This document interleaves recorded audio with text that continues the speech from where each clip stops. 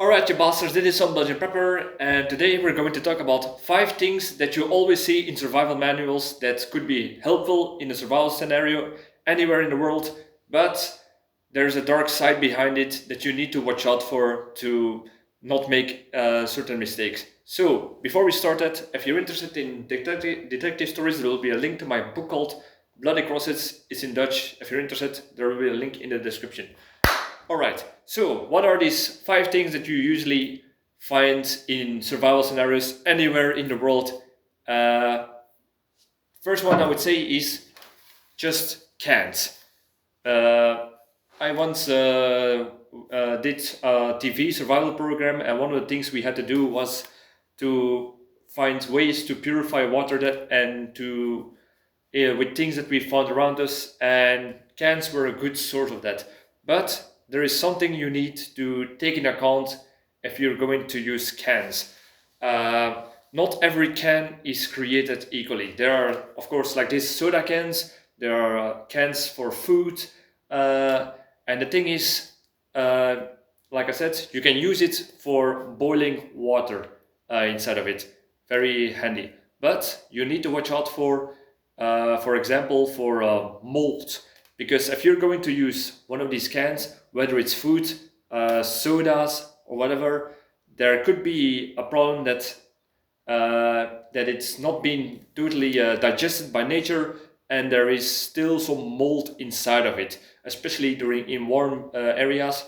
But cans you will find anywhere in the world. So what you want to do is, before you're going to use this to boil water, you of course cut it open, or you can keep the lid on. Yeah, we're going to talk about it in a minute. So you cut it open, and you will first inspect the inside of the can. Whether it's not fully rusted, that's one of the things you don't want, because if you're going to boil water inside of it, and you're going to drink from it, or you pour it somewhere in and drink it in, there could be small rust particles inside of it, and those could damage your throat by cutting. You will think that perhaps it's shard from boiling the water on top of a fire. That happened to me, for example, when I was boiling the water in this survival program, and I saw all these small particles floating inside of it, and I knew it was from the campfire, the pieces of coal that were flying off and getting inside of it. But for the same thing, it could be rust inside, small sharp shards getting into your throat, cutting you up from the inside, and you don't want that. Past the stomach, it would not be really of a big of a problem, because your stomach acid usually will be able to digest it, so to say. So, but for the throat and the mouth could be problematic, especially during survival scenario where you don't want to get a cut that could get infected. So that's one thing. For the mold, I would say, if you see it, you can clean it out, perhaps with sand, scrub it with sand, then put some boiling water inside of it, cook it good out, and then your can is clean again for using. But yeah, I would advise to always do this if you're going to use one of these cans for survival purposes. So that's something that you really need to watch out for. Another thing that you will find, yeah, I don't have these kind of papers, but not papers, but this aluminium foil. But aluminium foil is something that you will also find perhaps from wrappers, from discarded food packaging, or whatever. You have aluminium foil, and you think, oh, you can use it to boil some water inside of it, make a cup from it that you can eat from, or bake something inside of it, wrap it around and put some meat or food inside of it, bury it between hot coals, and that way you can cook your food. Whatever it is, you need to watch out if you find especially aluminum foil around, especially in shifty areas, I would say. Because the reason why I tell you this is, I've been seeing people, one of those, what do you call this? These people that are doing volunteer work, and they have their bags, and they pick up trash, put it in the bags.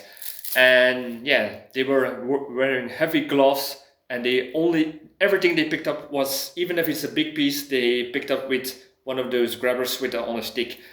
I was first wondering why they were so careful with just waste, but one of the persons said that they were doing it because this certain area was a known place where junkies would gather around and shoot heroin or use some other stuff and some other types of drugs.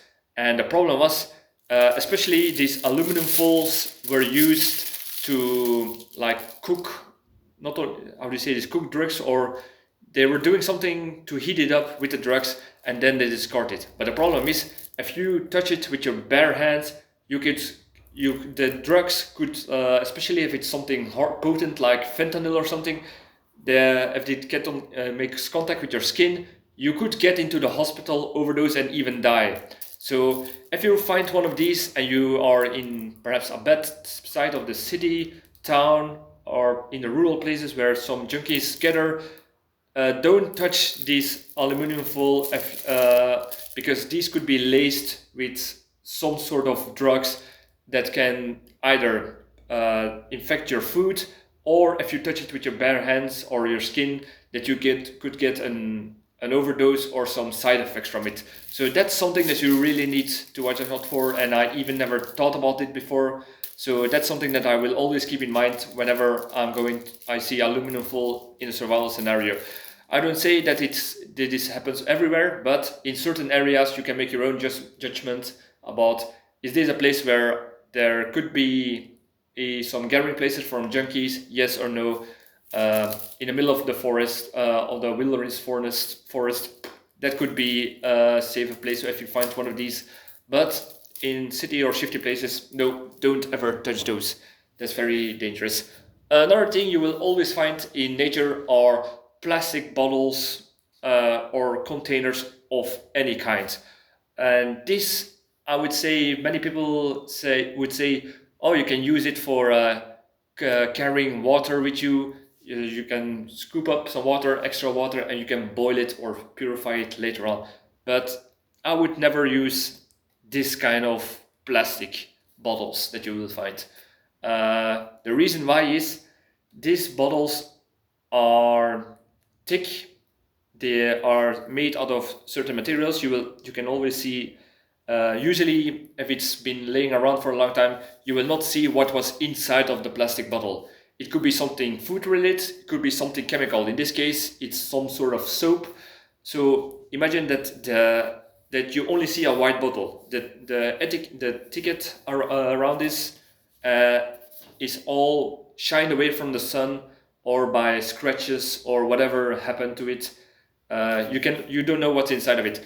It could be full of chemical compounds, and if you're going to put any water in it, it will infect the water, make it dirty, make it poisonous. So even if you purify it, most filters, commercial filters even, will not get this out. So never use bottles for this, and even not for carrying certain stuff.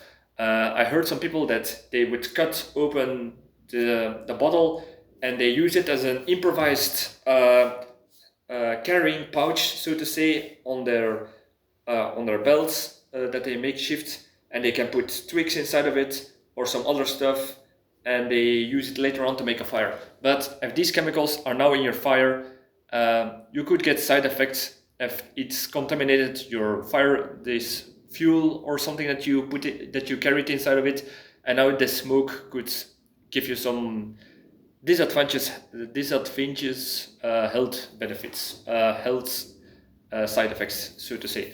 So that's a big problem with this kind of bottles. So talking about plastic bottles, there is one type of bottle that you can use, but as you can see, this is something that I will find everywhere, in forest, by the street. People who just discarded their plastic bottles. This is of course a big bottle, but it is just to show you that even if you find a water bottle that has been opened yet, it could be risky. The person perhaps threw it away for a reason. Perhaps it has been tampered. Perhaps there were some bacterial problems inside of it. Or in this case, as you can see, algae. This bottle is now filled with algae. It was something that I did for a test by putting it in the shades. so to say, and see how long it would take before algae would get inside of it. So if you really want to use one of these bottles, it's more handier that you can see through it. Instead of the plastic bottle, you cannot see what's inside of it or what I've been touching. This is usually clear. So if you find something if it's a water bottle, I would say try to clean it out with the methods that I told you, with sand, with some purifying chlorine tablets. Clean it out very thoroughly. I would not say boiling water, but if you're going to boil water with it, do it very carefully because microplastics could get inside of it. That's a long-term problem in another way, but if there's nothing else, yes, and you can use it for carrying water, even if it's dirty water, and you can purify it later on. But watch out for plastic bottles that carried something with food, with something like sugar inside of it, soda or whatever, something where mold can grow inside of it. In this case, it's full of algae because it has been collected. If I remember well, it has been collected from a rain gutter, and I wanted to see how long it would take that the algae in the rain bottles would set in. So that's something also you need to watch out for, and on your own discretion, judgment for how do you say this, for risk taking with plastic bottles that are see-through. That's a big difference than plastic bottles that are made out of different materials you cannot see. So the last one I would say is glass bottles. Glass bottles are very handy in survival scenarios. I would not recommend it to boil water inside of it, but they could be used for other ways, like gathering some how do you say that? If you find tinder inside of Kindle or Tinder, you can keep it dry inside of this, away from the rain in the survival scenario. Perhaps you can carry water inside of it, but yet again, watch out for mold, algae, or if it's something like this, there will not be chemicals inside of it, but usually you will not see the ticket on top of it, and you need to watch out for that you will not carry. But usually these days, glass bottles and jars are usually used for food related stuff.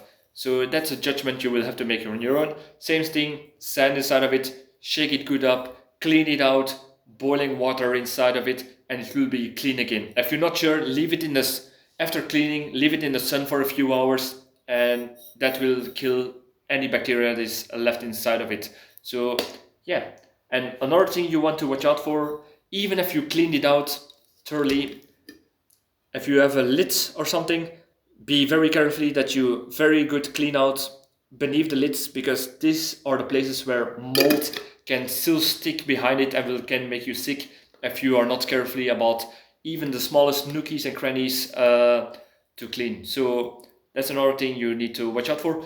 Yet again, if it's a metal lid that has been in the nature or has been thrown away for such a long time, the inside could be rusty. So yet again, watch out that small particles of flaking rust will not get into your food, water, whatever you're going to use this for. And another danger about this is inspect it good for cracks, because if somebody just threw it away, it could be a crack inside of it. And yeah, if you put it use it for boiling, it can shatter. If you put it in your bug-out bag, it can shatter and leave some glass. If you go into your bag again, it can cut you, especially if it's still dirty. All this kind of stuff. Or if you grab it and it will break inside of your hands and will cut your fingers and possibly get an infected wound. So these are all things you need to watch out for if you're going to use these 5 items for survival during a bug out, or if you're stranded somewhere. Be very carefully about all of the things that I just said. Keep it in your backside of your mind. Being a prepper means do more with less, but everything can still be dangerous. If it's too good to be true, it usually is. And always take precautions is what I'm trying to say. So I hope I learned you something about these 5 stuffs for survival. And I would say like, subscribe, all the good stuff. And if you got anything else that I've forgotten to tell you about, or if you know another item that you will use in survival scenarios that I have not talked about, please let me know in the comments. I'm always eager to learn new stuff too. So like, subscribe, all that good stuff, and see you in the next video. Cheers!